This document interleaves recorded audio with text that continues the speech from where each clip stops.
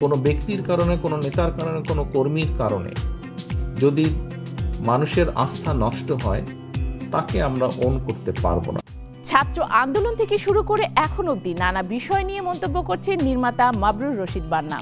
সম্প্রতি তাকে নিয়ে সমালোচনা হলেও চুপ হয়ে যাননি তিনি। এবার বিএনপির ভারপ্রাপ্ত চেয়ারম্যান তারেক রহমানের একটি বক্তব্য নিজের ওয়ালে শেয়ার করে লিখলেন নিজের কথা। বিস্তারিত প্রতিবেদনে। যখন আমি বলছি ওই ডাইনিরে নিয়া, শেখ হাসিনারে নিয়া, তখন এত চিন্তা করিনি, মরে যাবো বলেই বলছি।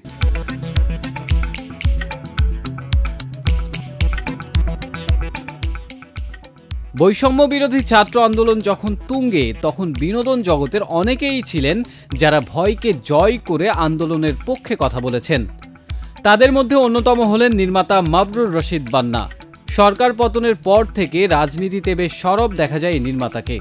লাল জুলাই বানাইছি ভাই, দেখেন কিন্তু লাল জুলাই মাস্ট। কেন আমি টার্গেটেড হইলাম, এটার উত্তর কিন্তু লাল জুলাই আছে। সম্প্রতি স্ক্রিনশট ভাইরাল হওয়া নিয়ে বেশ বিতর্কিত হন তিনি। তবে সেই বিতর্ককে তেমন একটা গুরুত্ব না দিয়ে এগিয়ে যাচ্ছেন তিনি। রাজনীতি নিয়ে প্রায়শই লেখালেখি করা এই নির্মাতা সম্প্রতি বিএনপির ভারপ্রাপ্ত চেয়ারম্যান তারেক রহমানের একটি বক্তব্যের ভিডিও আপলোড করেছেন। ক্যাপশনে লিখেছেন, "this is how a visionary leader speaks, Tarique Rahman nailed it." বান্নার এই আপলোড করা ভিডিওতে তারেক রহমান তার নেতা কর্মীদের উদ্দেশ্যে বেশ কড়া কিছু কথা বলেন। দলমত নির্বিশেষে সাধারণ মানুষ যারা ভোটার এই দেশের, তারা বিএনপির উপরে আস্থা রাখতে চাইছে।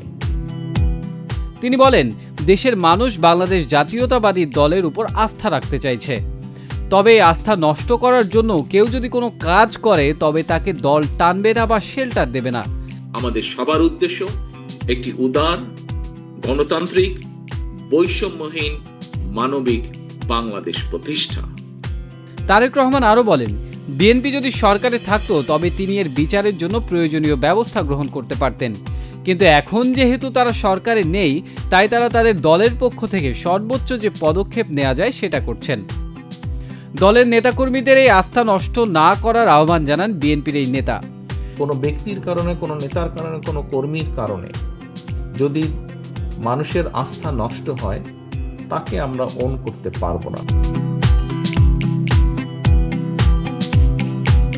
মাবরুর রশিদ বান্না তারেক রহমানের এই বক্তব্যের প্রশংসা এবং এর আগে বিএনপির এক নেতার করা মন্তব্যের একটি ফটোকার্ড শেয়ার করে তার প্রশংসাও করেছেন। তবে তিনি শুধু বিএনপির নয়, সকল ভালো কাজে প্রশংসা এবং মন্দ কাজে সমালোচনাও করে থাকেন।